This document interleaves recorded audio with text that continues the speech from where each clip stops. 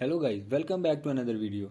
In this video I will show you how to fix RCPS3 connection or server issue problem in your Windows on PC and laptop. So to fix this issue, follow every step as I am showing in this video, and do not forget to subscribe this channel and also press the bell icon for the latest upcoming videos.